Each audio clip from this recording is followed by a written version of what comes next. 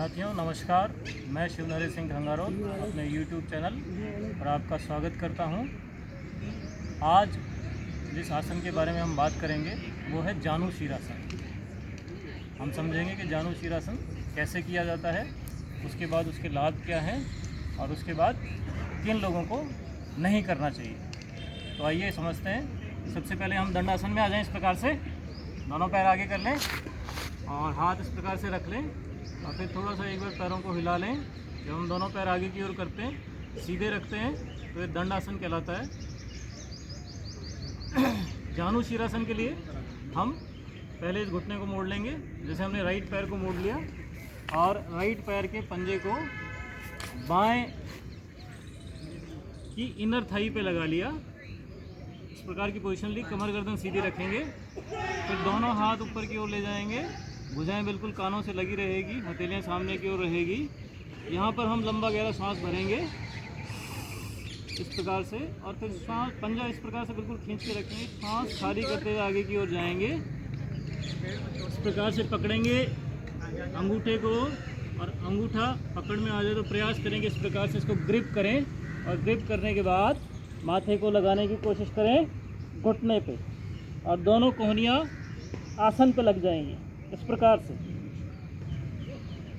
जानु शीरासन का मतलब, जानु का मतलब घुटना और शीर का मतलब सिर। जब हम सिर को घुटने से लगाते हैं तो ये जानु शीरासन कहलाता है। इसको इंग्लिश में फॉरवर्ड बेंडिंग पोज भी कहते हैं। हो सकता है शुरू में आपसे ये ना हो, तो शुरू में आप सिर्फ इतना करें, इस प्रकार से जाएं धीरे धीरे।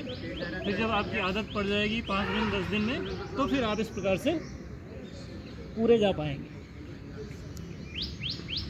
और इसको करने के बाद इसी प्रकार से हम दूसरी थाई से भी करेंगे। इस प्रकार से लेफ्ट को यहाँ लगा लेंगे, राइट ऊपर लेंगे, हाथ ऊपर इनहेल करेंगे, फिर एक्सहेल करेंगे और कमर से आगे की ओर झुकेंगे। इस पैर को बिल्कुल सीधा रखेंगे और माथे को लगाएंगे घुटने से, और कोहनियाँ लगेंगी बिल्कुल नीचे इस प्रकार से। ये हमारा जानु शीरासन का फुल पोज है। फिर उसके बाद आप थोड़ा सा वापस पैरों को हिला लें ताकि जो भी हमारे यहाँ खिंचाव आता है वो थोड़ा नॉर्मल हो जाए। तो ये था हमारा जानु शीरासन। अब इसको करने के फ़ायदे क्या क्या हैं, इस प्रकार से हम समझते हैं। जब हम इस आसन को करते हैं तो सबसे पहली चीज़ तो हमारा जो टेंशन लेवल है, या जो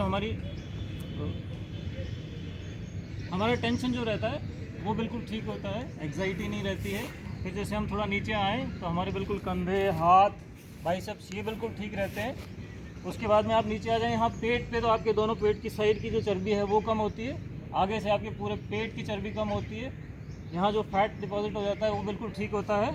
उसके अलावा यहाँ पर हमारे जितने भी ऑर्गन्स हैं, जैसे किडनी है, लीवर है, पैनक्रियाज है, इंटेस्टाइन है, वो सारी चीज़ें बिल्कुल स्वस्थ रहती है। जब हम इस प्रकार से आगे की ओर झुकते हैं तो हमारी किडनी पे, लीवर पे और पैनक्रियाज पे दबाव पड़ता है। तो इससे जिन लोगों को भी डायबिटीज़ की प्रॉब्लम है, अपच की प्रॉब्लम है, किडनी की प्रॉब्लम है, वो सब बिल्कुल ठीक होती हैं और आप बिल्कुल स्वस्थ होते हैं।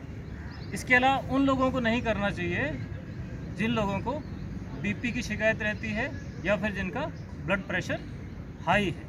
इसको करने से आपका वज़न भी बिल्कुल कम होगा और आप बिल्कुल स्वस्थ रहेंगे। तो ये था आज जानु शीरासन जो हमने समझा।